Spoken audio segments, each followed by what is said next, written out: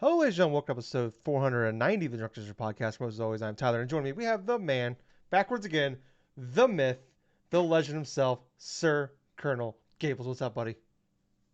Dude, I am so freaking tired right at this moment, Same. but I am happy. Got a few days off. Week, the work week, man, let me tell you something. The work week, busted my ass, trying to get things done, got a lot of bills paid. I'm feeling good right now. But I'm also feeling a lot better because early on this morning, I had a fucking epiphany. I'm like, fuck it, I want to buy fucking Kirby. And so I got fucking Kirby. It's coming in the mail. It's been a long time overdue. I've been waiting far too long to try to play this game. So I have this whole shtick right now at the moment to where I have a fucking void ever since beating Elden Ring, and now I need to freaking fill this damn thing. But other than that, though, I have been playing one game this past week.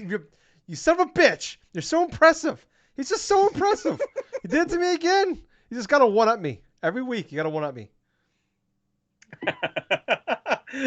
Oh, come on, man. I mean, it's not that difficult to do one finger in terms of like this opening I can. Well, fuck you, Gables. You know what? Fuck you. That's my response. But no, man. I mean, I have played a little bit of Trek to Yomi. Obviously, we'll get into that once we do our what games we've been playing. But got to thinking of a couple different things in that regards in terms of games and stuff. Looking at the rest of the year, I'm thinking to myself, you know what? It sort of run out pretty nicely. I mean, there's like maybe a handful I'm really looking forward to, but the one thing that I am really excited for is going to be Splatoon 3 when it comes out in July.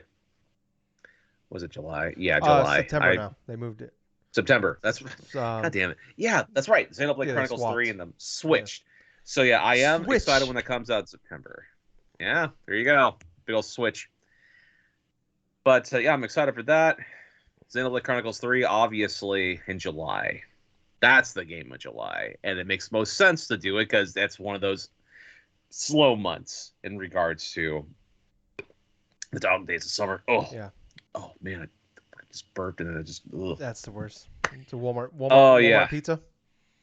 Oh no, I ain't Walmart pizza, man. This is like this whole chili max sort of like tortilla type of mix or whatever the hell type of thing that my mom ended up creating. It's actually tastes pretty fucking I don't like good. chili. I will say So this. sounds. Oh man, you never tried any like that chili? No, it's not chicken tenders, so I don't want it. Not a fan of chili No, dogs. I like hot dogs Not, with ketchup. not a fan of like the sauerkraut with the chili Fuck off dogs. with this. I hate sauerkraut. I hate it so goddamn much. It's disgusting. I don't understand how people eat it. It smells like goddamn canned farts. Well, it's fermented cabbage, It's dude. I and mean, but cabbage is also disgusting. You know what I don't want? That's disgusting. Fermented versions of disgusting. Okay. what, man? No hot dogs and the polys and stuff Fuck. like that, dude. I don't like this new Gables. All of a sudden he's like, I can open a can with one fucking finger. Now look at me.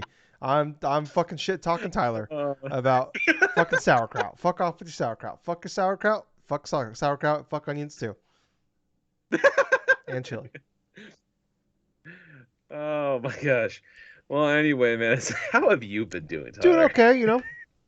I was doing better before this conversation happened. Um, but I am doing all right, you know, just clanging and banging as always. A big day. I went to today's my birthday. Turned 33. Hey, happy Thank you. birthday! Turned 33, getting old, feel it. But it was a good day. Did some spring. It's finally yesterday. I think the streak is over, Gables. I've said it like 20 Huh, times. The weather has finally yeah. changed. Spring hit Hey. yesterday, and now it's gonna be in the 90s on Monday. So, it was we got a 3 days of like we got like well like two rain Friday morning, and then it Friday afternoon it got nice, and then it's been nice today. It's supposed to rain tonight, and then tomorrow's supposed to be nice, and then Monday's supposed to be the 90s. Spring hard, Yeah. and then Monday is spring back with a Yes. vengeance. Yeah. So, yeah, it's been nice. You know, I had all the windows open, so I do some spring cleaning.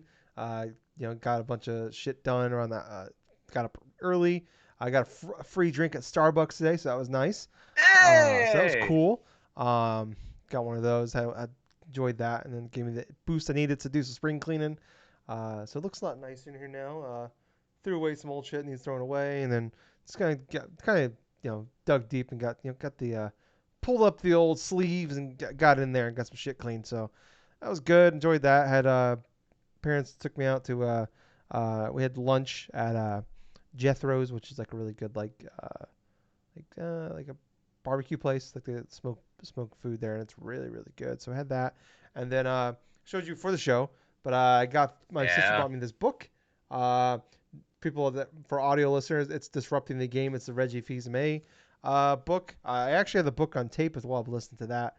It's very good. Highly recommend it. But I wanted the physical one because for our video listeners, if you look up here, you can see that book right there. That's the Ask Kawada book. That's very good. I've read a little bit of that one. And then on the other side, you can't see it's cut off. I have the Kojima book as well. So, yeah, so I want to put that one. But this one's actually I like the book on tape because Reggie actually did did the book for that one. So that's awesome. So I've been really enjoying that one. Listen to it. I just finished chapter 4 on the book on the book on tape, but it's been very good. I'm enjoying it quite a bit. It's a very good. I want to say very good read, but it's a very good listen. So I've been enjoying that one quite a bit. And then my sister drew me a painting, Gables, and I've been waiting to show you Huh? this. For audio listeners, I'm really sorry for Drew this bit. Just go to our drew YouTube. you a painting. Yeah, drew me a painting. Yes, she painted me a Okay. picture. I don't know how you say it. I'm not an artist. Okay. So for audio listeners, I apologize. Please go to our YouTube. Actually, everybody, if you're listening to the show, thank you very much. If you're still around, thank you very much. Like, follow, subscribe where we're at. Look in the comment or look in the show notes at the bottom. There's a link tree. Click on that. It'll show you everything where we're at. But go to our YouTube channel. And there it's youtube.com. Then go to search for Drunk-Nerds, Drunk-Nerds Podcast. You'll find us. And then go to this time code here, about the 7-minute mark, and you'll see this painting. But it's actually very nice. Hey. Well, she did a pretty good Yeah. job with that. That looks pretty Yeah, cool. yeah. So I guess her and her friend have been doing like paintings and stuff like that. Like it's not like and she's it's very good. I like it quite a bit. So I just gotta find a place to hang it up at. I don't know where I'm gonna put it yet. Yeah, I think I might put it over here on this wall somewhere. But yeah, I got that. So and then she gave me a gift card for GameStop. So I think we're gonna Aw. use that money. It's enough to pre-order Live, whatever. I think we're gonna get that with that. I'm leaning between. That's gonna be a fun one, Yeah, dude. I got some good vibes about that one. And my parents bought me a crock pot. I needed a new one, so yeah, Oh, so oh, dude, and fucking it's bigger than crockpot. my old one. My old one it's just kind of I just need a new one. It's just kind of old. It's old. It's very old. It's like I think it might be older. You had like a very old crockpot, like say what? Like, It's probably like 10 years old. And it's smaller. oh, okay, okay. So you can't really do too much with it. But this one's a little bit bigger. It's not huge because I don't have a lot of room in my kitchen. So, perfect for my kitchen. But yeah, so I'm gonna do some fun crockpot stuff with that. But anyways, Gables, this is not that show. This is not a cooking show. This is a video game show. We talk about video games. Thank you, like I said, thank you so much for listening. If you're liking all this so far, you like us previously, go to those places. It's about in the link tree. It's in on the if you look in this, like I said, look in the show notes in there. Click on all those. Find us everywhere: Twitter, Facebook, iTunes, or Apple Podcasts, whatever it's called now, Spotify, YouTube, all that fun jazz. Like, follow, subscribe. You go to the YouTube channel. Click the like button. I don't know. It's backward. We went from using Discord. We're back to Skype because Skype's been more reliable for us. And now it's the camera flipped on me now. So that way. Yes, that way. Click down there around Gables' Jungle area, and that will give us a like, and he'll like that as well. He'll feel that wherever he's at, and he really would appreciate that. But Gables, let's talk about some fucking video games. All right. Starting off here, Gables, we have a date. Keeley set a date finally, and Hey. it's sticking with the not the same date but the same day as last year, where the Summer Game Fest. Last year it was called the Kickoff Show. This year it's just called the Summer Game Fest, I think. Show is June 9th. It's the Thursday before what would typically be E3 weekend. So last year it was the Thursday before E3 weekend. This year it's gonna be the Thursday before that timeline, which is the Thursday before the Microsoft Bethesda event on that Sunday. So maybe possibly sticking we don't have dates yet, and he said that the plan is to keep all the events in the month of June for Summer Game Fest, but wouldn't say if it's gonna be like, should we expect that Nintendo Direct the following Tuesday? Who knows? I hope so. Fingers crossed that happens. But like most years, I think the plan right now, the plan is if like this becomes a thing, if it becomes that E3 thing we're used to, where A lot of stuff are happening in a short amount of time. We'll probably do the same thing we normally do in past years, where we just get together every night and we talk about all those things. Hopefully it goes better than last year. But anyways, he said there's going to be an event that night. Not too many details on it. That other than it's happening, no idea what's going to be there. Last year though, this is a pretty big deal. Last year he did. He showed off. We saw Elden Ring gameplay for the very first time at his kickoff That's show. true. And then he also had the Gamescom event last August that he did, his own like Summer Game Fest thing, whatever. And it was like the finale show, and he had the date for Master with Halo Infinite. So he gets big stuff. And then obviously we know about the big shit he gets at the Game Awards. So expecting some massive. This one is, I don't know if we want to do. I think if this does become a thing, like we expect, like kind of like an E3 type of thing, we might do like predictions, but this one's hard to do predictions because it's not like focused on a certain company. It's just it could be anything. Maybe we get Silksong Gables, but something that it sounds like will be there as a game that was revealed a couple of years ago at the Game Awards, I believe in 2020. It got a 2022 release date. I believe it's 2023 now, and I couldn't find a confirmation, but I think it was delayed to 2023.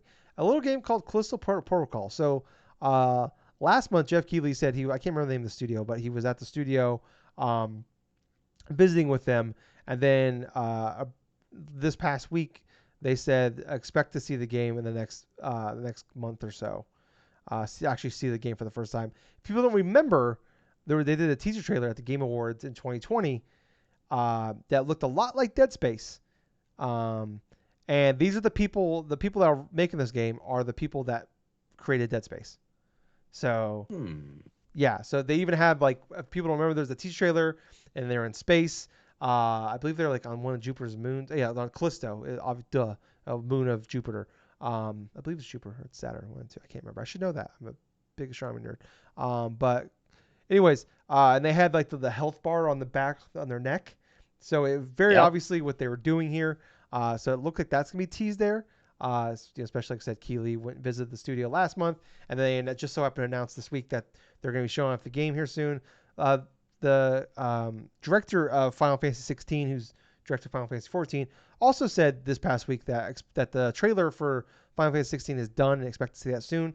They did say though back in December that they're going to top of the game in the springtime, which we're in the springtime, but that's a PlayStation exclusive. So could this be at Summer Game Fest, or is there a PlayStation thing at Summer Game Fest? Who knows? A lot of things going on, Gables. A lot of hypotheticals. We don't know a lot what's going on. All we have right now is Xbox, Bethesda, and then this. My nipples are getting hard. I'm excited.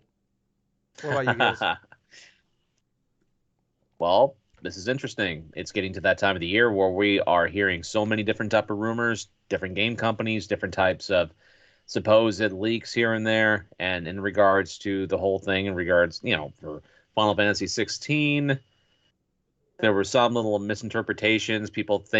Some game journalists thinking that the game was going to be like near done, near completion, which the creator had to go on record and say, it's like, no, this does not mean the thing is done yet. We still got some. Yeah. They were just basically saying they got most of the debugging and the different things ironed out already. I think it's just it could have been a bad translation. But it's definitely one of those things where it's like, everybody's like, was this game coming out next month? What does that mean when it's near done? Like, it's just, we don't understand that. Even us, that are hardcore fans, that we do obviously because we do a fucking video game podcast every week. We don't fully understand what that means. People that are in the industry that are like the journal side don't really fully know what that means. Like, does that mean like a couple months? Does that mean a year? Like, we don't know what that means. Like, that's a very vague term as well. So, but maybe not the best thing to say, because now we don't the fuck does that mean? Like, okay, it's 2022 on the table, because I think most people have had in their brain that's a 2023 game. So yeah, I don't know. Well, if they have that trailer that's almost pretty much done and ready to go in that regards, then we could possibly see it as early as, well, hell, I don't know, maybe next week, maybe the week after that, maybe just before the whole thing about Summer's Game Fest and stuff like that. There's also loose rumors that it possibly could be tied to a PlayStation Direct. You can't really dismiss that, but at the same point, if that's going to be the case, then technically in that middle of June, summer is technically June 20th, Yeah. So you then that's the know. thing. Like we always talk about, there's like there like Nintendo when they say spring, they mean like whatever the sun means for spring. That's what they when Mm, that's what they mean spring. Like we talk about like arms coming out. they would literally mean like a week before Yeah, summer. like arms is coming out in spring. It's like oh yeah, no, it came out the week before summer. Like it came out like Yep. June 14th or something like that. So like they Yep. mean it literally, but like when like EA says spring whatever, they mean it could be March or April or May. Like that's what they mean. So like it just yeah. So who knows? We don't know what Square Enix means for that stuff. But Gables, let's keep talking about some Square Enix news here. So Alrighty. Square Enix Studios made a deal. Actually, I'm sorry, I had a really good segue there. I totally forgot another point I wanted to make. So undo the Segu and move back here to Game Fest. So Okay. most years at E3, for a lot of years, I think over a decade, Jeff Keighley would put together what was called Judges Week. That always happened in mid-May. And what Judges Week was, it was a lot of game journalists from like some of the bigger sites um, would go to Los Angeles, and there'd be a lot of game developers there, and they would show off a lot of the games that weren't announced yet, and you would uh, like get to see a lot of the games for the game. Not everything. You wouldn't see all the stuff that was like announced beforehand, but Right. they give you like some like usually games that were like that had previews ready to go. So like that way the journalists can play the games, uh, play the demos, or they can see the stuff and basically have articles ready to go when they announce the game, reveal the game. Like Destiny was revealed initially at this Judges Week. Call of Duty used to every year be revealed at Judges Week.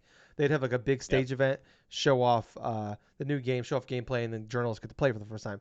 And then so like that's usually why a lot of times like we always hear like as soon as a game gets announced, our article pops up and there's already a bunch of like, hey, here's my preview of this game or whatever. Here's some hands-on stuff like that. So you get a lot of that. And that's usually like when a game gets the best of E3 or whatever. Like they judge them. Like it's why you call it Judges Week. They give out Right. awards during that time. I've heard a couple podcasters and journalists mention that they are flying out somewhere, not this coming week, but the following week. Now maybe I am Interesting. just putting some shit together. So Jeff Keighley would do this thing. This wasn't an E3 was a part of this, but Jeff Keighley ran this event. And then we've had Judge Week obviously because COVID, and then last year because COVID as well. But now E3 is no longer a thing right now. Um, it's on live support. But Jeff Keighley runs Sam Game Fest. Is this a comeback? Are we seeing this coming back? No. I don't know. Maybe. And this is part of the reason why I think we haven't heard a lot of leaks the last couple of years going in. Well, last year we didn't. 2020 we didn't have any E3. We had like that Yeah. weird thing, and then like a lot of console stuff. So we didn't have a lot of leaks going on then. Last year we didn't have a lot of leaks going into E3 when we expect like usually May, especially mid to late May, we hear this like that's all the podcast is leaks and rumors. And then it's who knows what happens with those. I I'm thinking maybe this is my theory as well that maybe this is part of the reason why is because journalists aren't talking with other journalists. They're not talking with game developers. Not having some drinks. Shit isn't getting said that shouldn't be said. Things aren't getting leaked that they shouldn't be leaked. So that's my theory that Judges Week is 2 weeks away. No one's talking about it. They can't talk about it. That's my theory. I don't know if it's true. This is just me, maybe just getting a little excited here. But going back to my segue back on. Speaking of Square Enix Gables, uh, shockingly, like 1 o'clock in the morning Sunday night, uh, Yeah. Embracer Group announced, which is actually I found out is a Swedish company, so that's why that guy announced like 1 o'clock in the morning. Announced that they made a deal with Square Enix. Now it's not done, but it's about as done as done can get, especially when they announce it. That Embracer Group is buying 3 studios from Square Enix: Eidos, Crystal Dynamics, Square Enix Montreal. Which obviously that name is going to be changed. Which would actually be funny if they didn't change the name, but who knows? So anyway, they bought those 3 studios, and on top of that, they bought the IPs of Tomb Raider, Deus Ex, Thief, and Legacy of Kain. And then over 50 game properties they now own, which people are trying to figure out what those game properties are because if you add up all the Deus Ex, Tomb Raider, and Legacy, Thief, and Legacy of Kain and Thief games, that those don't add up to 50. So they No. over 50. So people are trying to figure out what that means. Interesting. And 1,100 employees is what they got out of this. Um, so yeah, so all for the price of $300 million, which seems very low. And there's been some, we don't know the details of some of this stuff, but it sounds like, um, like they've like Square Enix has always struggled. When we've talked about this, I've talked about it, especially with Crystal Dynamics and the way they've bungled that whole Tomb Raider reboot uh, trilogy they did. If you go back about a month ago when they announced they're making a new Tomb Raider game, I did a whole like spiel about how Square Enix fucked up all three of those games. Um, and a quick thing real fast, if you want, they're upset Tomb Raider the reboot didn't sell well enough, even though it sold over 5 million copies in its first 3 months. I think it sold like 8 to 9 million overall, but they're disappointed in that. It was a failure to them. Shadow of the Tomb Raider, Shadow of the Tomb Raider was they did the weird exclusivity. I don't know why I couldn't say that word all of a sudden. Deal with Xbox. It was on there for a year on Xbox One, which was the wrong platform. They made the deal with the wrong platform, and just nobody played it. And then by the time it came out a year later, nobody cared. Unfortunately, even though that game was very, very good. I love that. It's the reason I bought an Xbox One to play that game. That game was fantastic. And then Shadow of the Tomb Raider. That was the Eidos Montreal team that did actually end up doing the Guardians of the Galaxy, but they were like given this thing to finish the trilogy of a studio that was made by a different studio. So it was still a good game, but it just I don't know, it was good, but it was not to the level of it was just problem is when a different studio takes over a franchise, they try to play it safe, and it was just more of the previous two games, and it wasn't like where when Shadow built upon the original Tomb Raider, this one that build just kind of became like a lateral move. But anyways, sorry about that rant. So they bought all these for $300 million. A lot of rumors about are they prepping for a sale, which sounds interesting because there's a lot of talk about, like I said, I was talking about with, like Square Enix and these Western studios have always struggled with staying profitable. Obviously, the Avengers was a giant misfire on their behalf. Crystal Dynamics was basically forced to make a live service game with the Avengers franchise, and that campaign is awesome. It's very good. It's just not a good. It's just a bad live service game, and you could tell like man, they just could have just made a good like a single player Avengers game could have been badass. But anyway, sorry, I'm ranting here. But we just seen time in like Guardians of the Galaxy was initial disappointment, but they've talked about Square Enix mentioned that the tail of the game has been very good as far as like it's continuing to sell well. Like initial sales were not great, and you saw it almost immediately drop to like $30 within a couple weeks. And then, but that kind of took off, and then it won the Game Awards. It won Best Story at the Game Awards. What's the Game Awards that happened in February? Like I think March or February. The one in Vegas. Was it like a Dice? Dice, yes. It won a couple awards there as well. So it's critically acclaimed, and it seems like that word of mouth has been doing very well for it. Kind of one of those things where, but it seems like it's probably gonna be profitable in the end. It might already be profitable, but it's not going to be a huge success. And I think we talked about at the time. It seems like Avengers. That game was so bad that Guardians of the Galaxy paid the price for the Avengers. Yeah, absolutely. We always talk about I always talk about the Assassin's Creed. After what was the Assassin's Creed? That was the launch game for PS4. Okay, that was or the year after Unity. I don't know why. Every time Gables remembers it, and I totally blank him. Unity was like. It was super successful, but it was an awful game, and it was broken and buggy. Yep. And then the one after that, which Gables remembers the name, and I don't for some odd reason. Syndicate. I beat these games, and I don't remember the names of them. But Gables always knows it. I don't know why. But Syndicate was actually a really good game, but paid the price for Unity. So I think that's kind of what we're seeing with that one. But it's just always been a struggle of like remaining. It's always been a fight to remain profitable, and it seems like these studios have always been. They've never been in sync with Square Enix.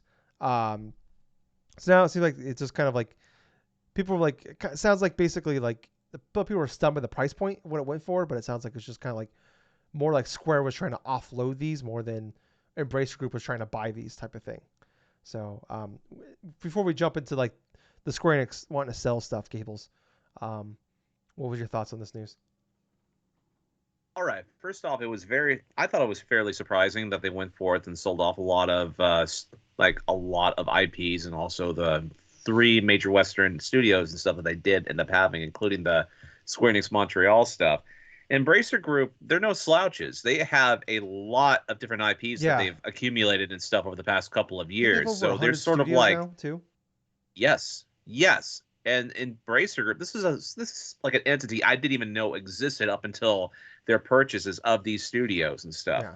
But Well, they didn't there were exist till a couple of years ago. So I was trying to deep dive to right, understand this because like there was that Nordic company that bought THQ when they went bankrupt.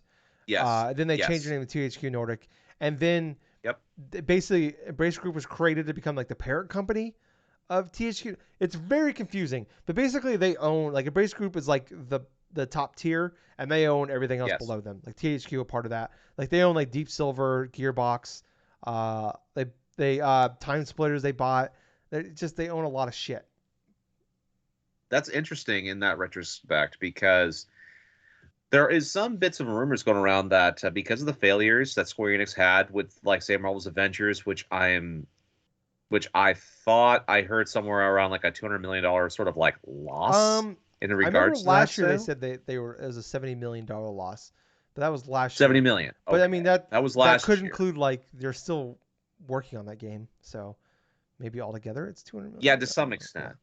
But at the same point, no, with the failures of like Marvel's Avengers, Babylon's Fall, like these are two games that were pretty much like what outsourced in regards to like say what Square Enix generally They were would do. publishing those games. They're publishing, yeah, they were publishing them. And They weren't Gables, I have an exactly going and update. I creating want a to talk. game. I have an update for you on Babylon's Fall. Do you want me to just tell you now? Yeah, Um, yeah, you sure. want to know what the concurrent player count today was on Babylon's Fall? No, go ahead. Do you want to take a guess? My guess is seven. One. One. One. What do you mean one? One person was playing this game on Steam Really? during peak One hours person. Friday night. One person. Peak hours Friday night. There was one Yeah. person playing A Babylon's live Fall. service game. Yes. And how long did fucking Platinum take to make this game? No idea. So kind of a few things about this. So they were publishing this game. Um, Square Enix was with Platinum, and I guess so. Platinum, the new president has been pushing really hard. He wants to make like live service games. It sounds like he's like, and we always know Platinum is very hit or miss. It's either a strikeout or it's a home Yeah. run. There's very few in between there. Um, and so the new president is like, we want to do like they want to do a lot more self-publishing, and also they want to do live service games, which that just sounds scary. Like I want to hear PlayStation's like we got 10 live service games in development. I don't know. Okay, it's always a Yeah. little concerning when you hear that stuff. It's like you hear a company's like we're investing in NFTs, which we'll get back to Square Enix. Don't worry, we'll get back to that. There's just so much to this is such a juicy story. Like there's so many layers to this like this whole news. But yeah, so they they like went to Square Enix. They like they did a spiel on this game, and then like they obviously they pushed it.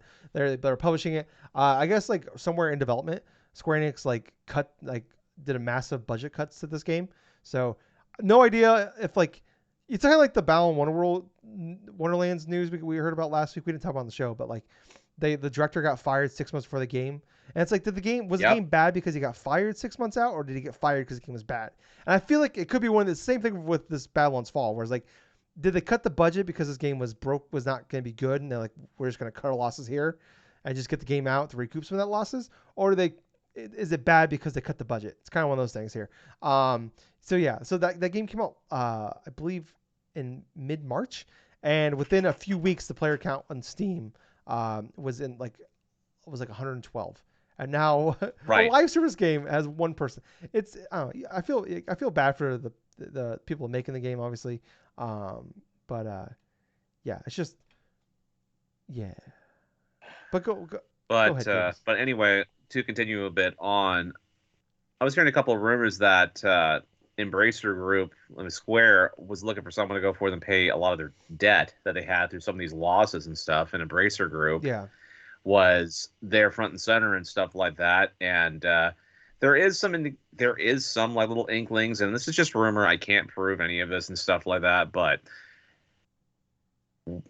the common consensus is, yeah, this is fairly weird that they only spent like about 300 million for those three studios and all those IP from Square Enix in order to that. Yeah. And one of the major popular things is, oh, okay, they paid off a lot of the debt, a lot of the failure things that Square spent initially to like recoup from like Marvel's Avengers and like fucking Babylon's Fall and stuff like that, but just to cut a lot of the Western Well, studios that they had besides, Babylon's Fall a would few. be part of Platinum, which would be a Japanese side Yeah, of it. So, yeah. Embracer Group did confirm though they did not pay any of the debt for the Western studio. So they just Interesting. paid the $300 million.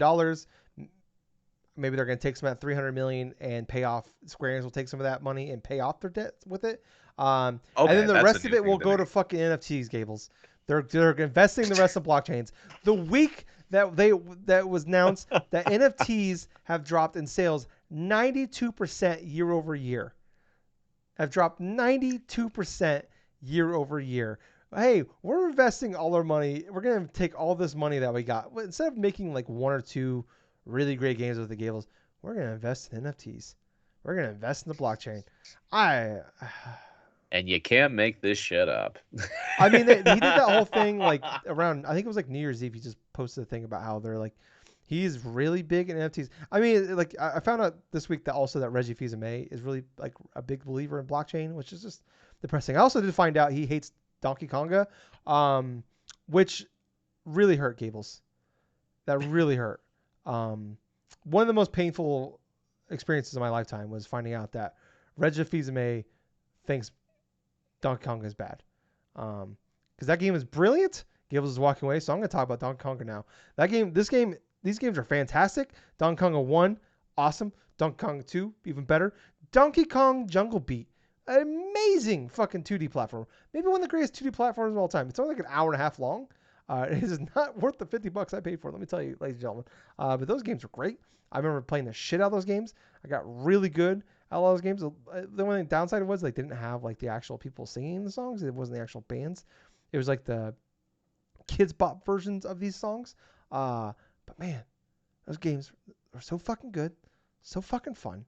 I'm depressed. It's the one like instrument thing that could come back, and I'd buy it. Like I have zero interest in buying any more VR shit. I have no interest. I have negative interest in Guitar Hero or Rock Band. Negative. I don't have enough room for that shit. Even if I had enough room, I don't want it. Nobody wants it. I used to work at a game store in like the mid to late 2000s. And like 2008, 2007, 2008, 2009, I worked at a game store. And I remember like people were like hounding us to try to buy those things. And then with like a year, people were like begging us to take them. And we're like, no, we won't take them. Pawn shops stopped taking them. Pawn shops stopped taking them.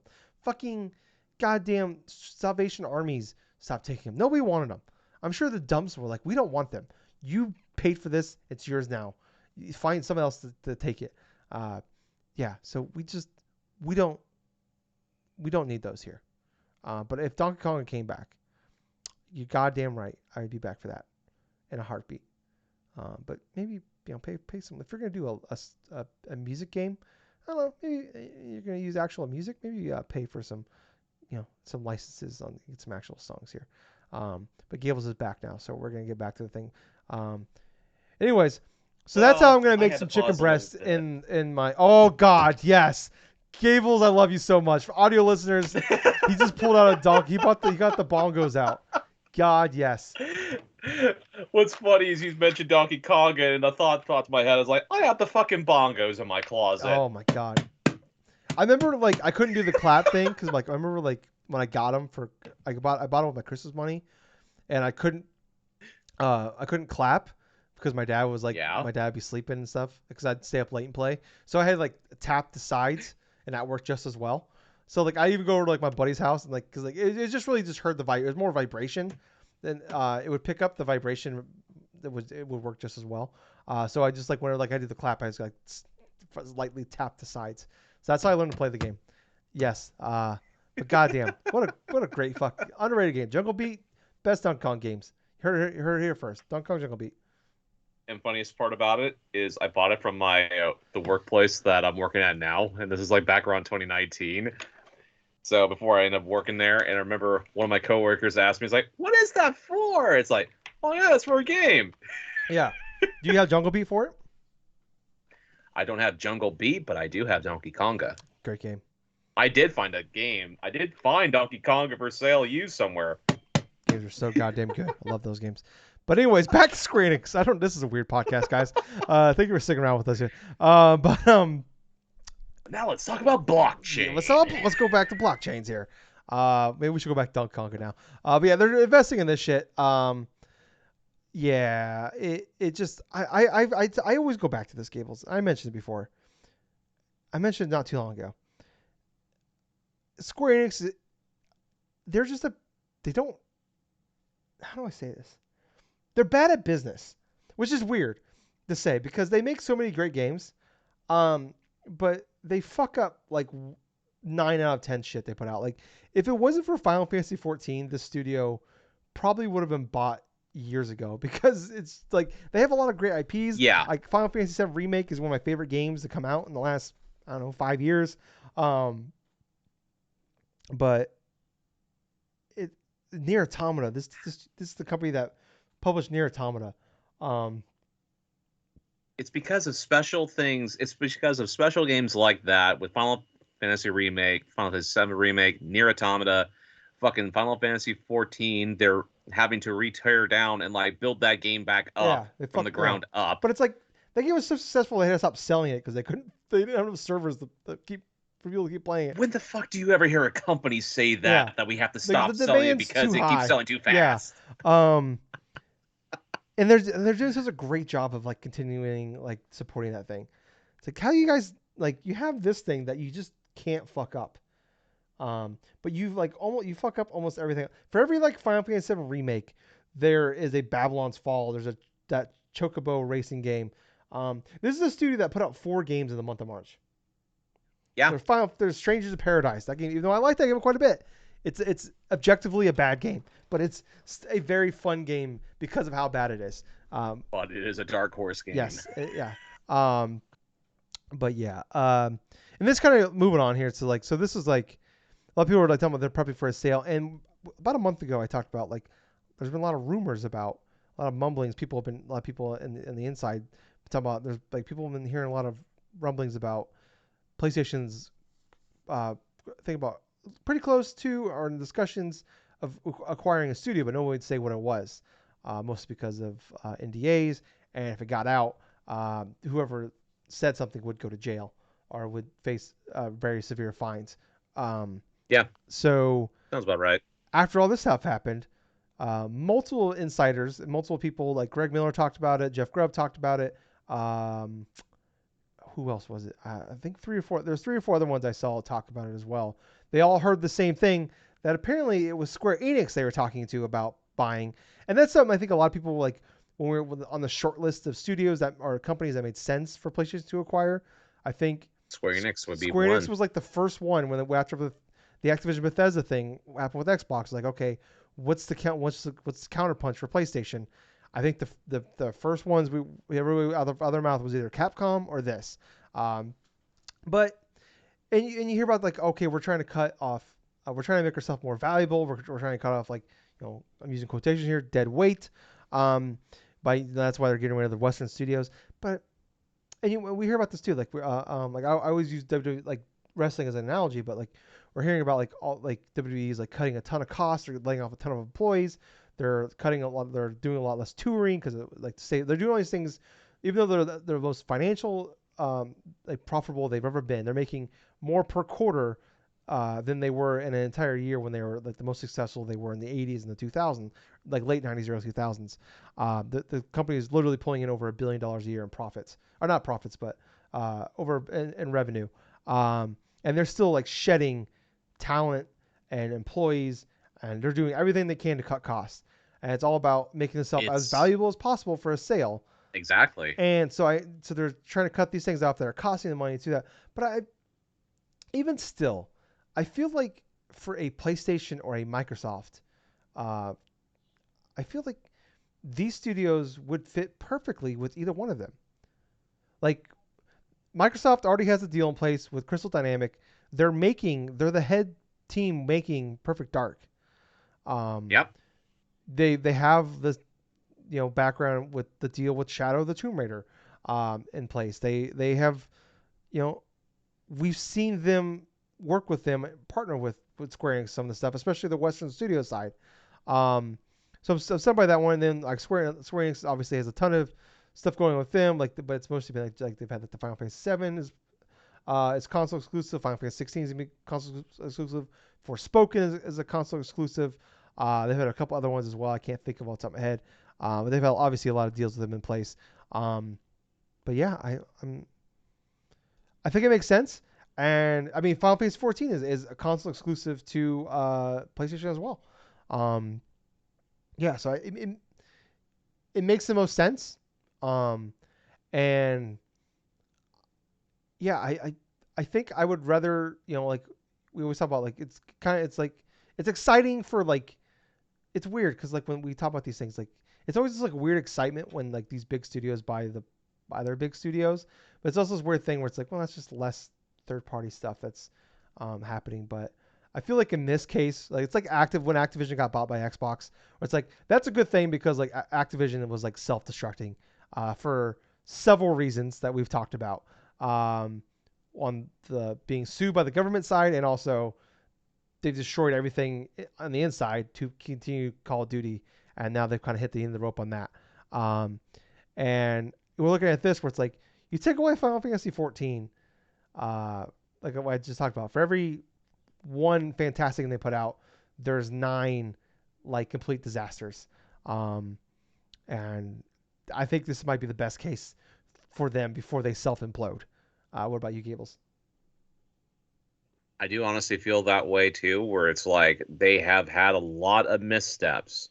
Granted, Final Fantasy 14 has been their cash cow in regards to the MMO market, and also because of like specific things they've done with that series to garner enough fanfare, especially with the people that wanted to look for an alternative to escape away from World of Warcraft. That's for Mm. sure.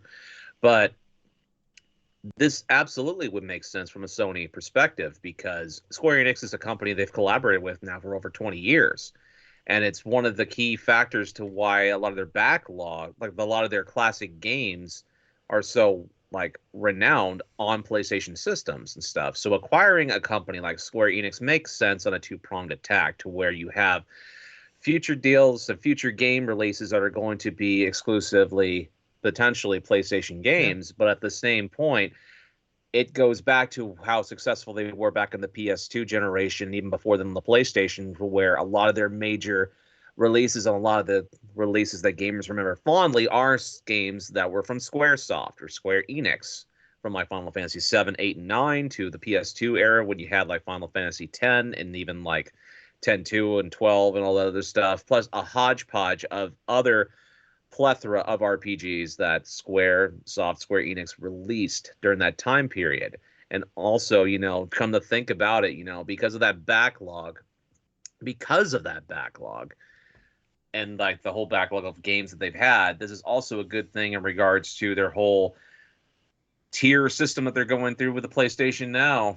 Not Yeah. PlayStation Now, but like just the PlayStation premium Yeah. stuff, We still don't know the full on details, but from what it looks like, and I got a freaking damn moth right inside here. Yeah, you're not a Square Enix fan, aren't you? Anyway, in He was regards to the the one whole person playing Babylon's Fall. that moth is the one person playing Babylon's Fall. But like I was stating before, it makes absolute sense. You get a lot of the back catalog of the Square Enix games, put them on to that service. That way, if Microsoft did have access to a lot of the Final Fantasy games at one point on Game Pass until they were subsequently like taken off due to the licensing stuff or like contractual things that ran out. They most recently took off Final Fantasy 10 Hmm. and 10-2 off the Game Pass, and now there's just 12 and like I think some other Square Enix style Yeah, but games. those are But yeah, contracts that are like time that are timed, so that I don't think that's anything to do with it. Um, right. Right. But yeah, from a gamer standpoint and from PlayStation standpoint, it's like you want something that's more akin to how successful you were not only in the past, but what could help you right now in terms of preserving for the future. I mean, Final Fantasy 16 is definitely one of the major examples of that too. I feel like this will go forth and happen. I'm gonna just flat out just call it right now. Yeah, we're probably gonna hear this pretty close to around June that they've acquired Square Enix, Yeah. and that a lot of their classic games are coming onto that service come June Well, 13th. I want to say. I don't think that's gonna happen because I mean, like, what we the Xbox or Microsoft buying Activision, like they announced that a few months ago, but Right, it's not officially gonna happen until next June.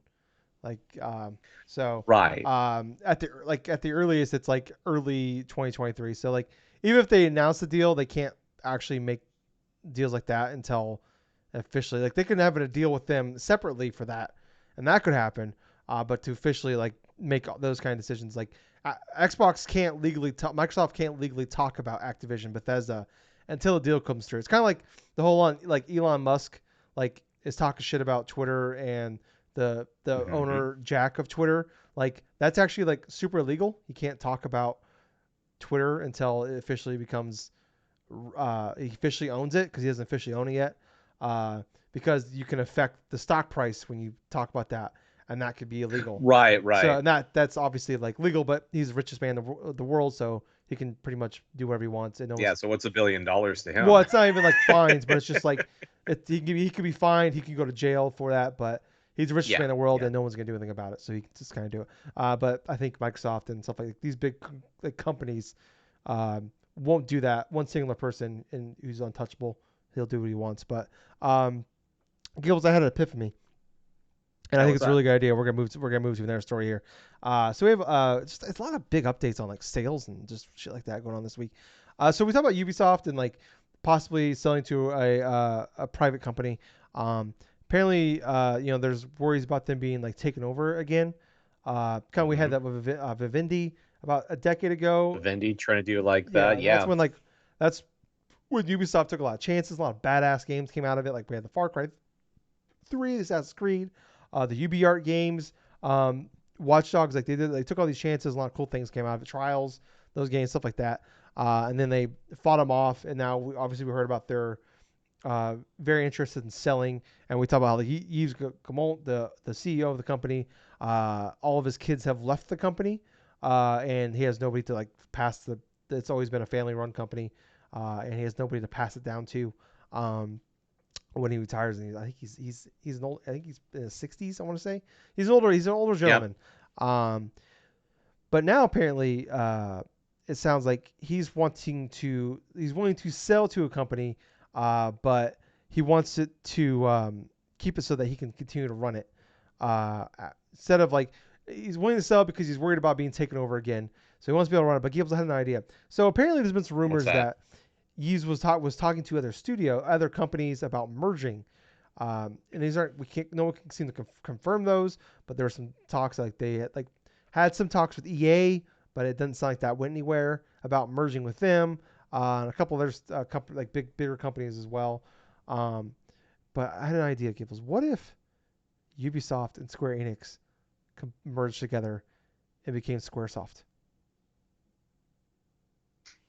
This is SquareSoft I again. would love. I thought about that. I love that idea, and I think that should happen. Um, Oh my gosh, dude, that would be kind of funny. Okay. Let's go forth and just talk about that for a moment. Where it's like, what if that was, what if that actually ended up happening, right? To where you have a company that has been mostly investing in regards to not only certain live service games, but also in regards to the whole like NFT like front, even though they have done a poor job in doing yeah, said stuff, but having the Western studios in regards to that, having Square Enix's portion in regards to what their type of business strategies and what they're trying to go for and aim. I mean, I could see that like as a potential maybe blurb or a blip or something like that for like maybe for right now, but as a future, I don't see that really there could be. sustainable. It's either going to be like they become the strongest video games company out there, or it would be a self destruction. Like It these would are be like a it would be an alt. these are like I think that the would be boomer that way. bust studios out there right now, companies out there. So I feel like that company could like come out with a bunch of awesome things and then like have a bunch of like big time bust, and that company would go out of business. But I said that's funny. Not too much to add on that one just yet. Like sounds like they're wanting to basically Eves wants to stay in power. It's kind of like uh God, what's his? I almost said Bill Trainer, but I'm so sorry. I don't mean to do that. Kodak. Who's the Bobby Kotick? Um, Hmm. he wanted to when he sold to Microsoft. He was trying to push that he wants to keep his job, and they're like, no. No. So it's like even if like you took out the sexual harassment and you threatening to murder your secretary out of it, no. Why would you keep him? Yeah, but like it was hard enough to keep him on the business side. Now it's ethically and legally really hard to keep him. So, but moving on, Gables. Um, we'll talk about that. We'll talk about this one. So, speaking of some potential sales going here, Gables.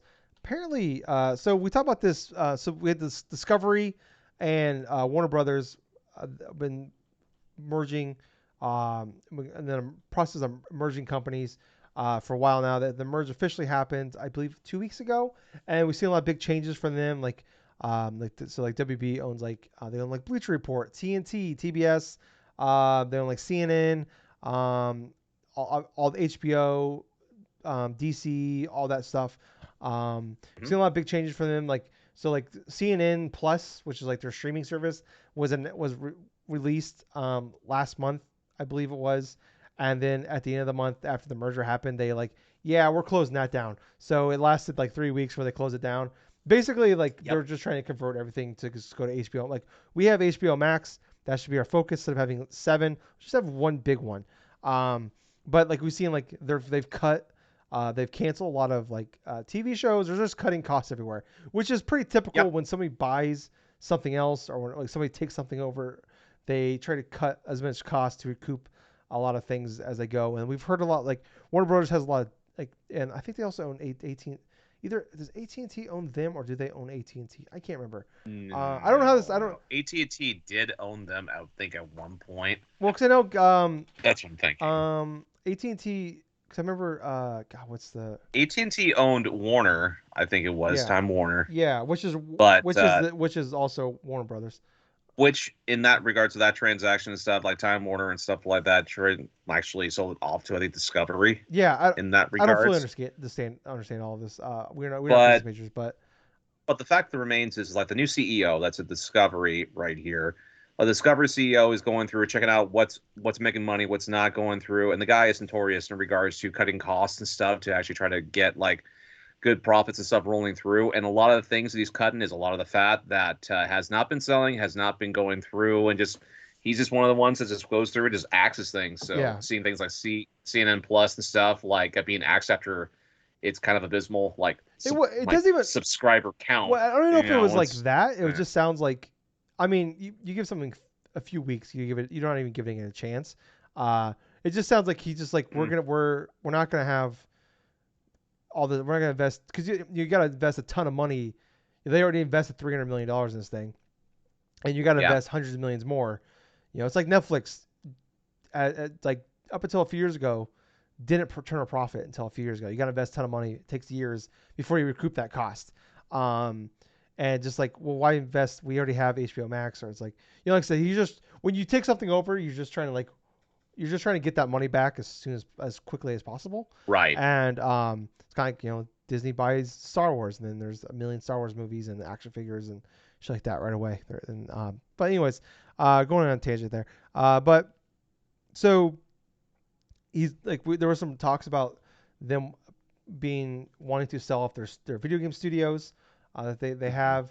We talked about that. We talked about that in the past, and like Another Realm is one of them. Obviously, I'm blanking on the other two. There's Let's see. You got NetherRealms, you got Rocksteady Rocksteady Studios. and who's the ones making Gotham Knights? Oh my God, the one that's making Gotham They did Knights. the dark. They did the. Oh man, listeners are mad at us right now. But anyways, um, Wait, isn't Gotham Knights Rocksteady? Rocksteady Suicide Squad.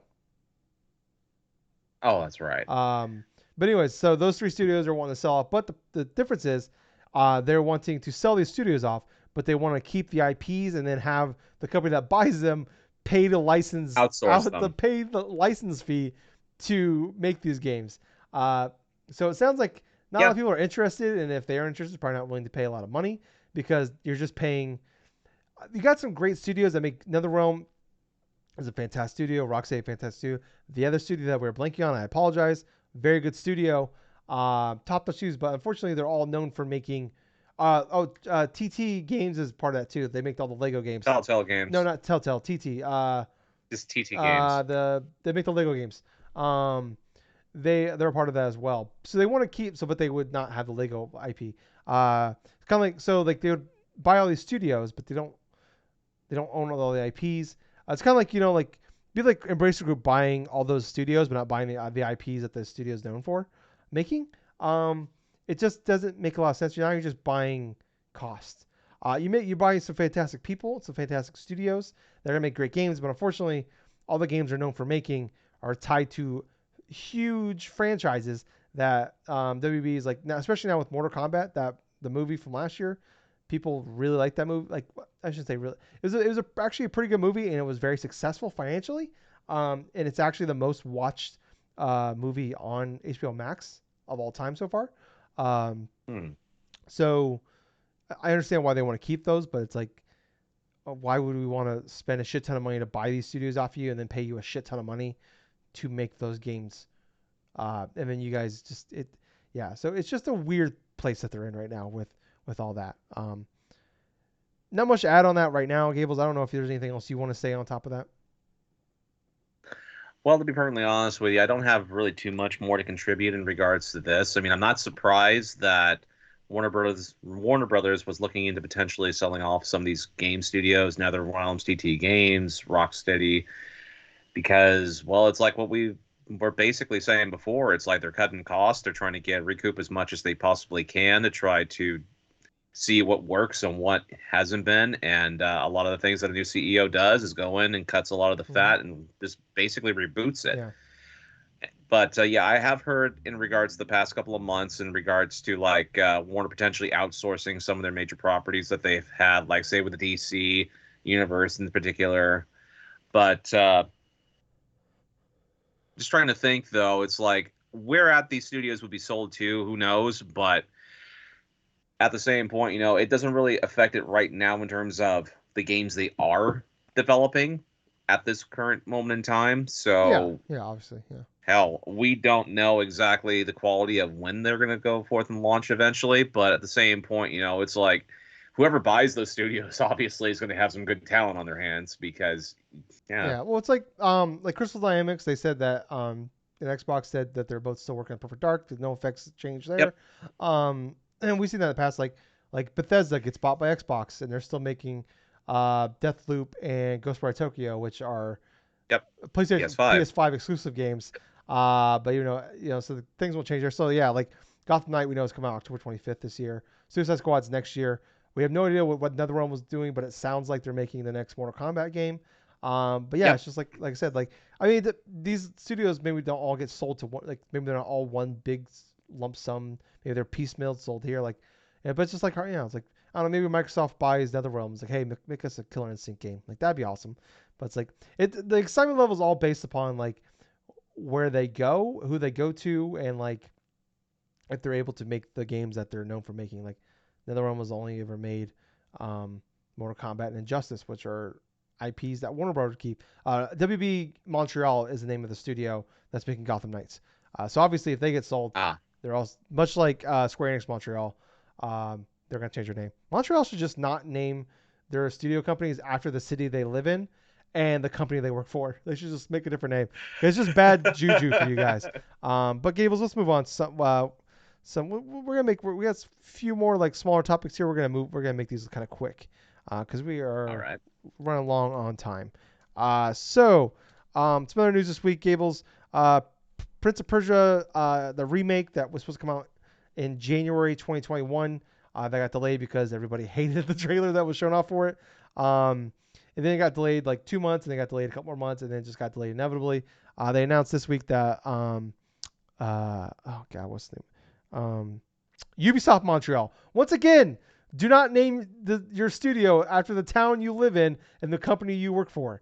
Um, is now taking over the development for this game. They said they are reusing some of the assets, but it sounds like they're pretty much starting over.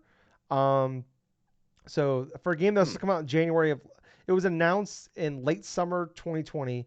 Supposed to come out in January 2021, and Yep. it's now May 2022. This game might be a couple years away. Which it's I feel bad for the studio that was working on it. I feel bad for the Montreal for basically taking it over. But this is actually the original studio that made the original game, so that's kind of cool.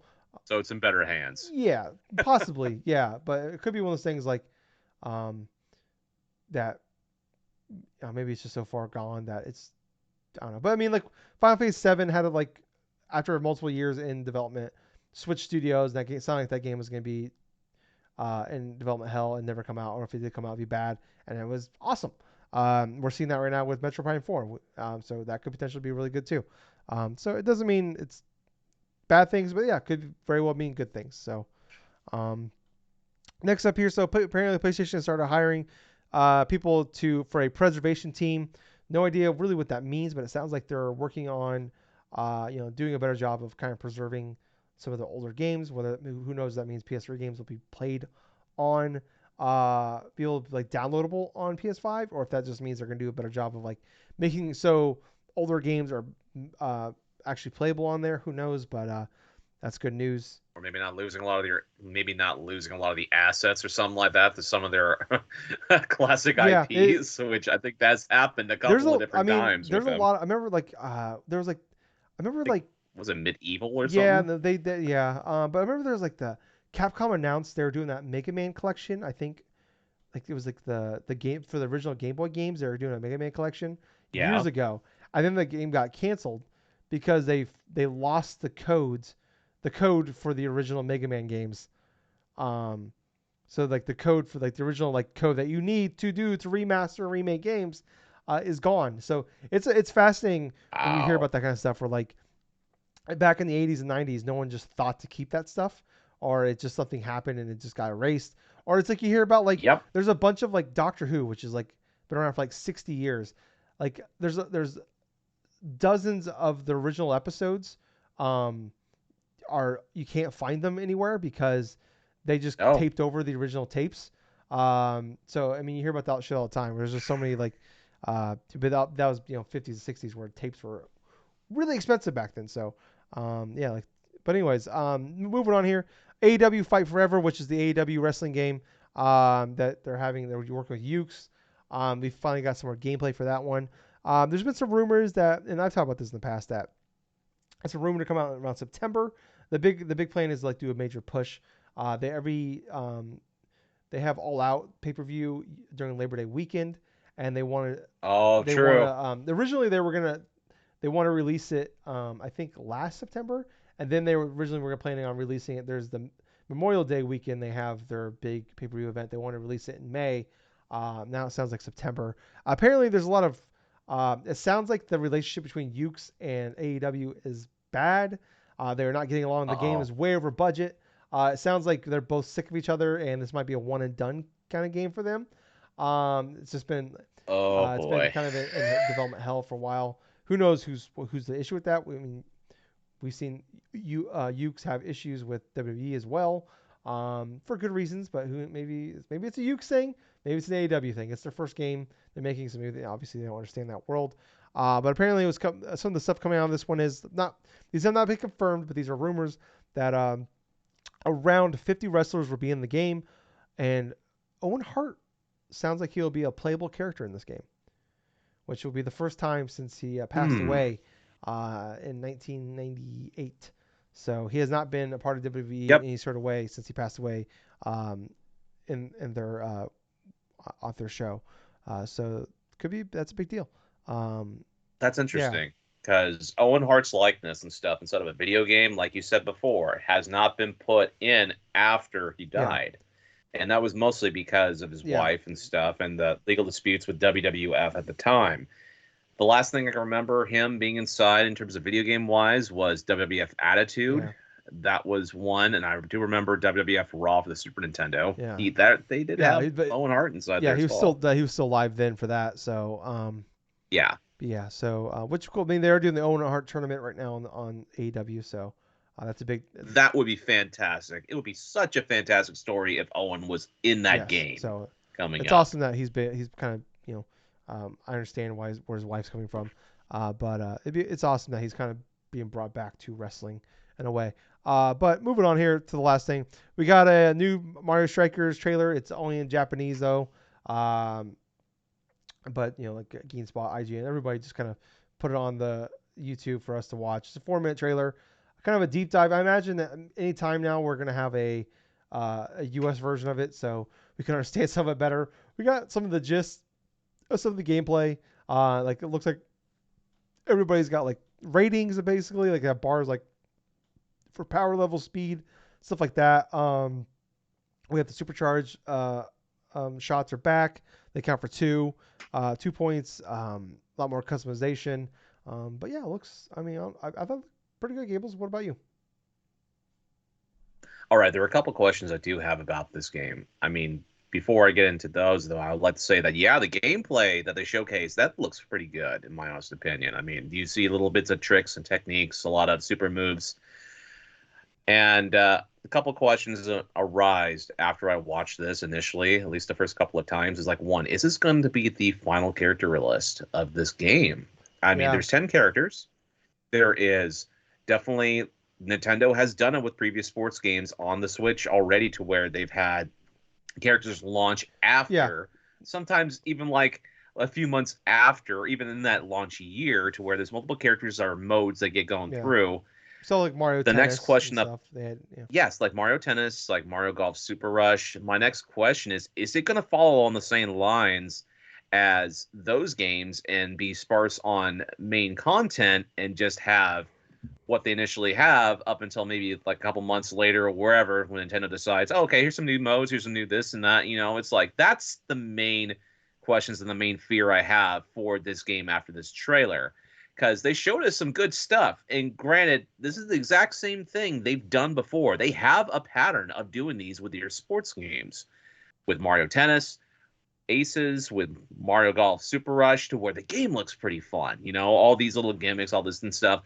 And yeah, granted, from the time I spent playing Mario Golf Super Rush last year, yeah, it was fun. But one of the main complaints that I thought of while playing it and stuff is like basically that single player mode was fairly Mm. underwhelming. It was mostly a tutorial Yeah. mode.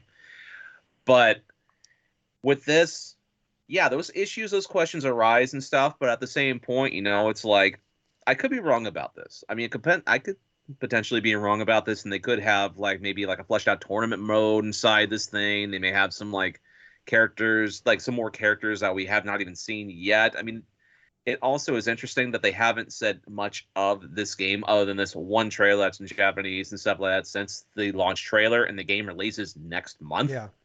Yeah. June 10th. Yeah. I mean, it's something I always talk about with Nintendo with these, like especially these sports titles, where it's like um, Nintendo can just shit out a 7 out of 10. Like they can make very fun Yeah, games, like Mario Tennis, Mario Golf, Arms, all these games, very fun games. The problem is though, after like a weekend with them, it's like, cool. Now what do I do?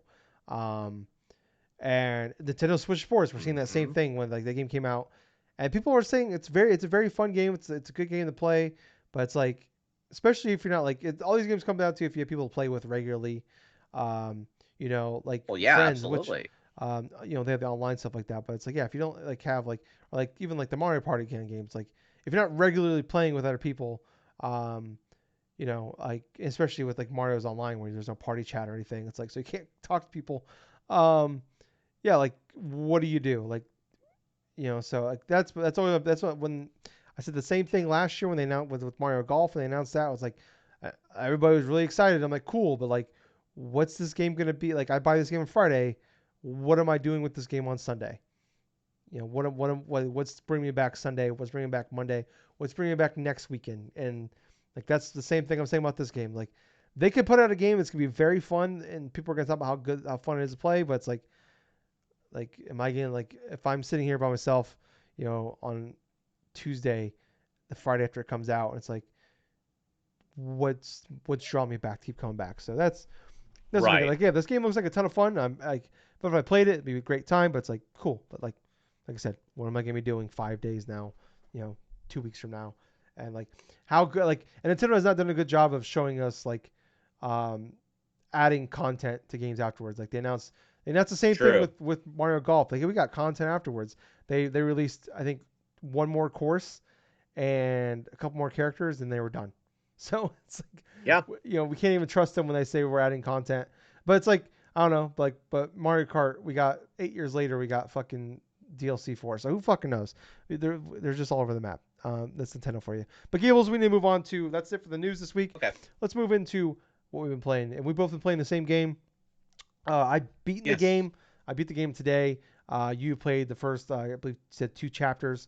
Um, Actually, just the the first first chapter. chapter. I've started the Okay. second.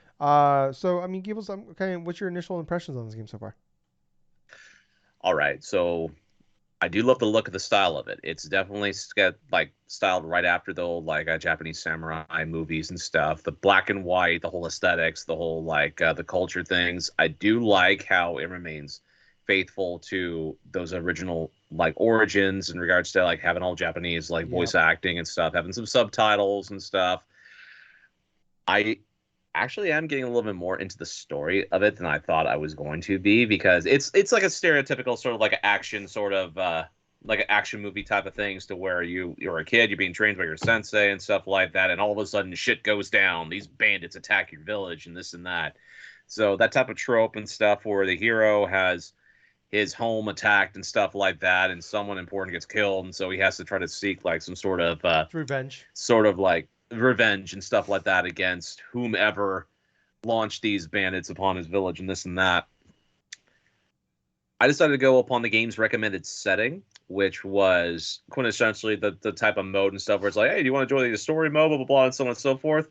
So I basically went with the game recommended me in terms of settings, which apparently is like the easy mode of this game. Okay. So even with that, though, I am definitely having some fun. I am definitely having some fun with its combat. The combat is fairly straightforward.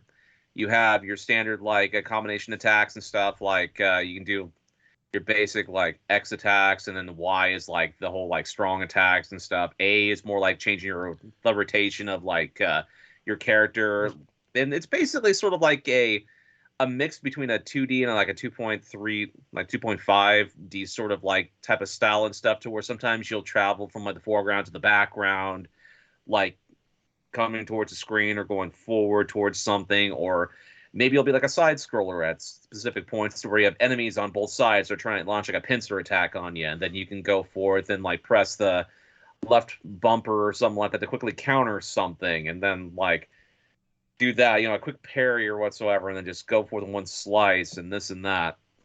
The combat so far, I'm still getting used to. Some aspects of it I kind of feel like are smooth. Some aspects I need to try to get used to as well.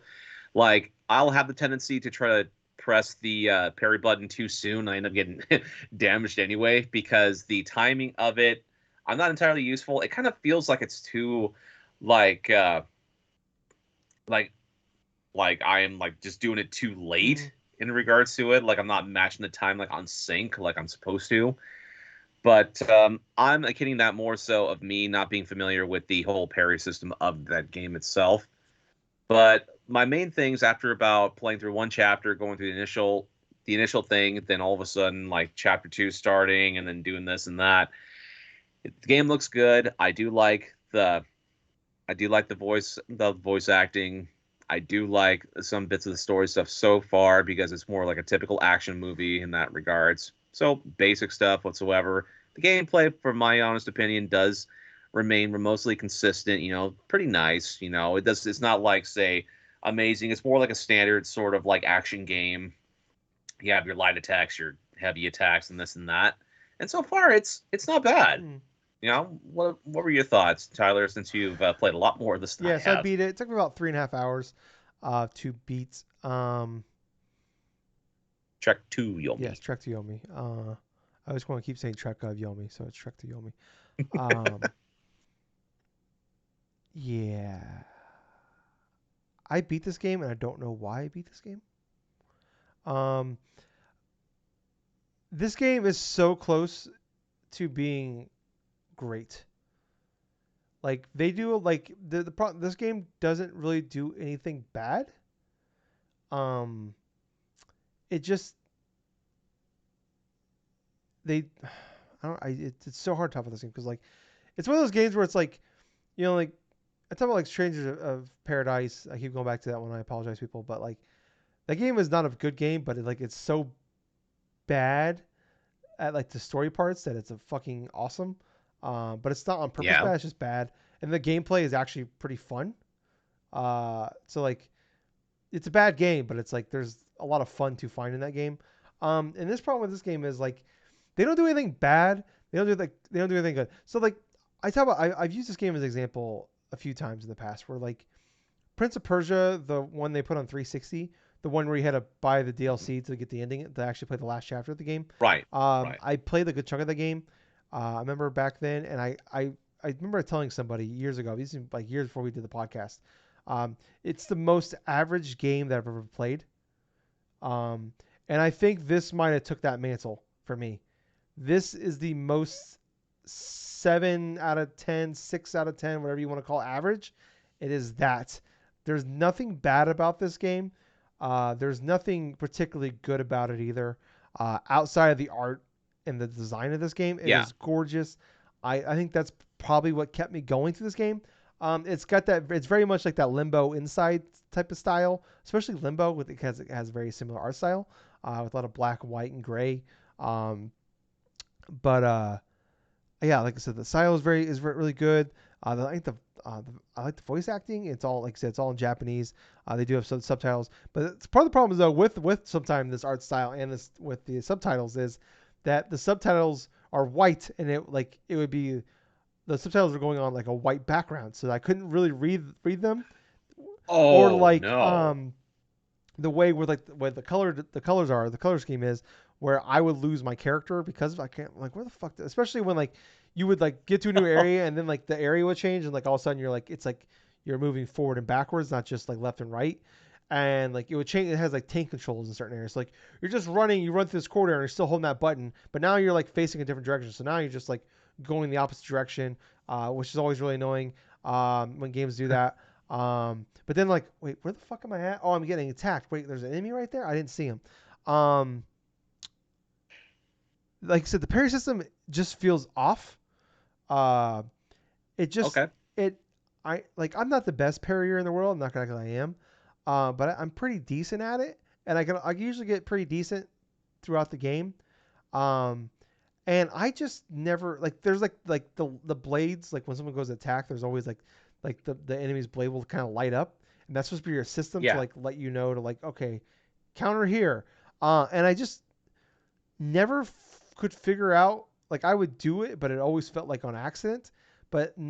95% of the time I would try to parry it's just like you said I always just felt like I was late um which is get really so I feel like I was just button mashing through a lot of stuff and you learn a shit ton of combos throughout this game like there's like little side things you can do like not full on like but like you're just walking like oh there's a little like you can find a little secret over here and just takes you a little like a little corridor and you could find something that raises your health or raises your stamina or you can like you can find new it'll unlock new combos you can do but I feel like I just found like a couple like combos that I actually like kind of got good at and I just stuck to those and a lot of times I wouldn't even bother reading the combos, and it's like there's no like real way to like there's no tutorial really as far as like when you unlock a new combo to like try it out because now you're just back in the fights Hmm. and like they do a good job of like there's like fires that you can go to and that's kind of like your saving point so if you die you go back to that which is Yes. great and there's a Yes. lot of them so you never really even if you die you're not really replaying a lot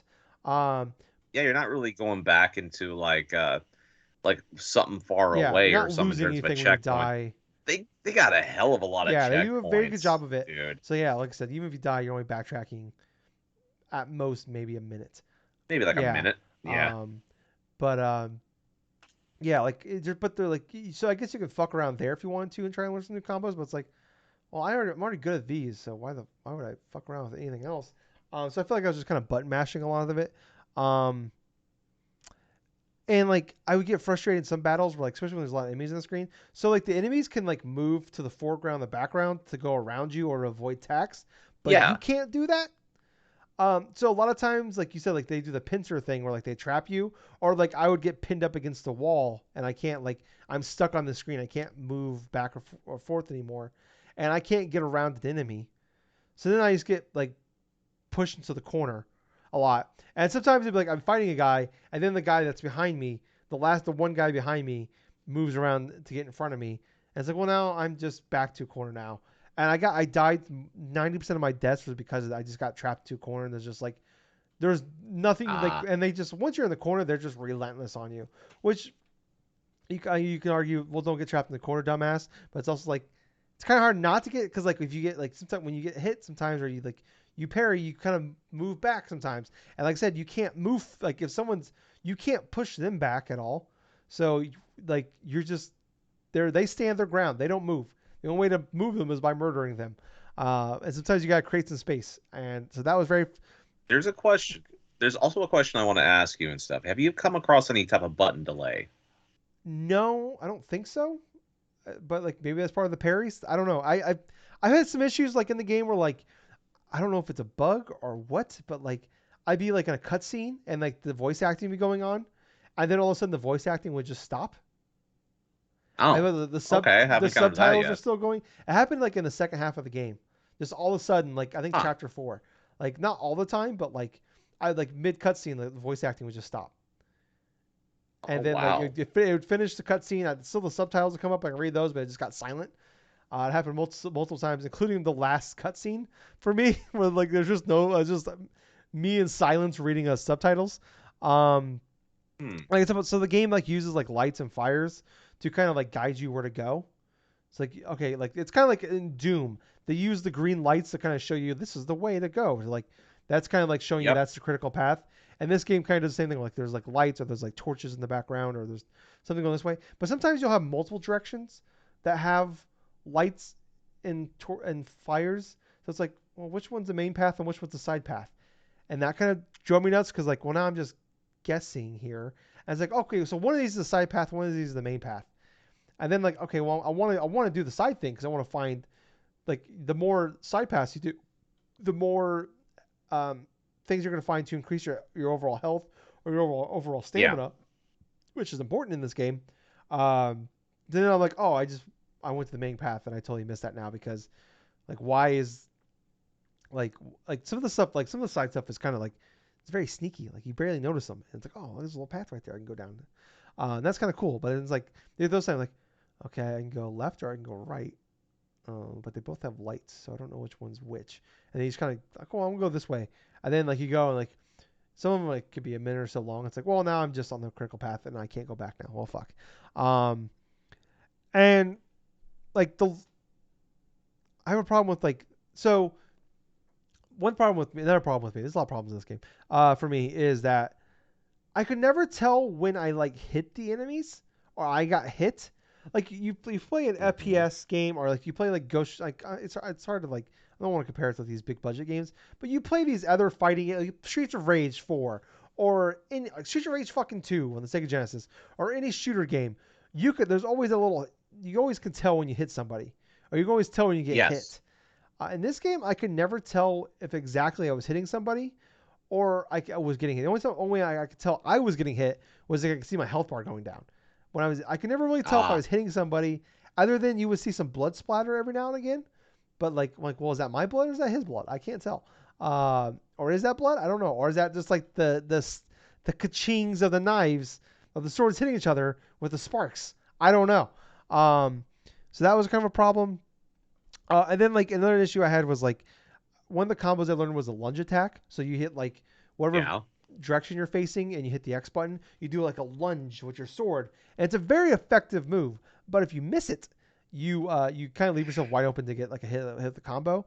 And so many times I'd be wanting to run in to like hit somebody and I just want to do like a quick like slash.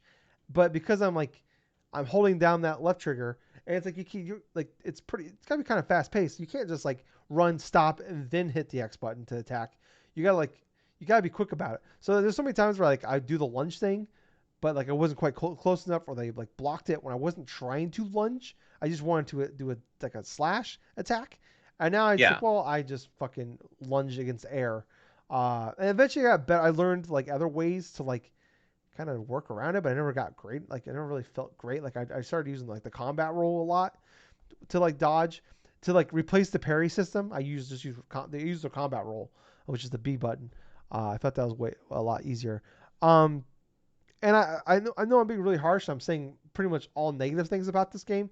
It's because this, like I said, this game does so many things. There's so many things about this game that like I want to love this game. When I saw this game, and it has the Devolver Digital as the publisher of this, the Devolver Digital Right. usually means really good quality, and they always have great style. And even if those games don't connect with you, you recognize this is a very good game. Like Ape Escape didn't really do it for me, but people love that game, and when I played it, I'm like, this is a really good game. It's just not my game. Or like the Hotline Miami games, or there was the banana game. Can't remember the game. It's on the Switch. Pedro. Yeah, that one. My name is Pedro, whatever it is. Like that game didn't really Yep. do it for me, but I can tell it's a very good game. Death's Door. When I saw that game last year at E3, I'm like, immediately when I saw that game, I'm like, that's gonna be a game, like maybe not a game of the year contender as far as like number one, but that's gonna be on my top 10 list. When I saw that game, I knew that game is gonna be a top 10 game. I believe it finished fifth or sixth for me. I can't remember. I know it's fifth or sixth. Um, and that game was fantastic. When I saw Trek to Yomi revealed last year, I'm like, that game is gonna be in my like not a game of the year contender as far as number one or number two or anything like that. But that game's gonna be on my top 10 somewhere, and that's my expectation for it. Maybe shame on me for having those expectations, but when you, like I said, you see that art style, the Devolver Digital part of it, all of Right. that, and like this game looks fantastic, and it's just it's just what it is. Like I can't I can't say run out and buy this game. It's on Game Pass, so it's like I've heard people's like, If you have a Game Pass, at least give it a yeah, shot. exactly. If you have Game Pass, check it out for sure. Um, if this remotely interests you, because I've heard some people have been playing it and they like it. I haven't heard anybody say anything they don't like. No, I've heard no one say it's bad. Like when I've like read some things online about it, I've heard some people talking about it. Like nobody said it's bad, but no one Right. said it's really good either. But some people were like, "Nah, I know it's like it's pretty good." Like, yeah, it's fine. Like, but it's like no one's like play this game. Like, and I feel like it seems like this case where like pretty much everybody's in agreement. We're like on this game where like nobody's like loving it, nobody's hating it. It's just this is a game that comes out. This is gonna be one of those games that I'm gonna beat, and then like at the end of the year when I go to like make my game, like when I start working on my game of the year list, and I'm like, what games did I play this year? And I go back and I look and I'm like, oh yeah, I played Trek to Yomi this year. That's gonna be that game. In 3 months, I'm gonna completely forget this game exists. And I'm like I said, I'm being really harsh on this game. I'm sorry for it. This game does not deserve that. As far as like it's because it's not a bad game. It's not. It's just not a good game either. It is now. It has taken that mantle, that 14-year mantle, Gables, from Prince of Persia as the most average game ever made. Trek to Yomi is the now new. Congratulations! I don't know. That'd be a dick move. Let's say send him an award. Uh, but yeah, I don't know. Like I said, I feel bad. But yeah, I don't know. I hope Gables. I'm not trying to like. I want you to keep playing. I hope you keep playing it. I hope you like it. I hope you beat it. I hope that you come Okay. out and you like it more than I did. And maybe me lowering those expectations will help you. Will lower yours, and you'll go in and you'll like it more because I think you were a lot higher on it than I was. You bid on it. It's on your fantasy critic game Absolutely. league. It got you 3 points. So far, Well, at least it got me yeah, it's something. not the worst. I mean, so far I still have the record for the worst one with Rainbow Extraction with Rainbow Six Too. Extraction with 2 points. So, but you got a 3 and a 4 pointer this week with Nintendo Switch Sports and this. So, Yeah. I feel a little better about that one. But yeah, anyways, yeah, that's Trek to Yomi. That's my thoughts on that. I did also download Loot River. That came to Game Pass this week. Okay. I'll send you a trailer after the show, Gables. That game looks fucking awesome. It's on Game Pass as well. Huh. But yeah, I want to play that. I was gonna play that, but then I started playing Trek to Yomi, and I honestly was gonna quit playing it. I beat the first 3 chapters last night, and then I played the first chapter. Like I think I played 2 more chapters today, this morning, and then I'm like, I think I might be done. And I kind of looked at the achievements. And I saw there's only 7 chapters. I'm like, all right, yeah, I guess I'll just fucking beat it. I looked up a walkthrough. I'm like, how far into this game am I? And I had like 45 minutes left. I'm like, okay, I'll just beat the game. So that's why I beat the game, is because, like I said, it's 3.5 hours. I've heard some people say it's up to 7 hours. I'm guessing they must have played on like the hard difficulty. I think I Probably. played on normal. I don't know. I just clicked the button. So maybe I played it easy. I don't fucking know. I did die quite a bit, so I felt like it was not easy, but it wasn't super duper hard either. So I don't know. But yeah, that's my thoughts on that game. I feel like I said, like the 6 and 7s I'm seeing feel accurate. Anything, Gables, you want to say before we get out of here? Oh no, I think that's perfectly good. All right. Well, thank you guys so much again for listening. Like I said at the top of the show, if you like all that, you like liking us, go look in that link tree in the show notes. Click on that. Has all the links to everything we're on. Go to each and one of them individually that you use. Like, follow, subscribe, 5 stars, comments, shares. Shares is the most important thing you can do for us, because that just means other people will show it. Retweets, all that fun jazz. Really would appreciate you do that for us. Thank you so much. I was host. I was Tyler.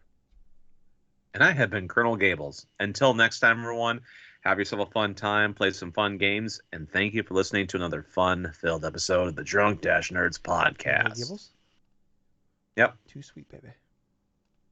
Too sweet, man. Bye, guys. See ya.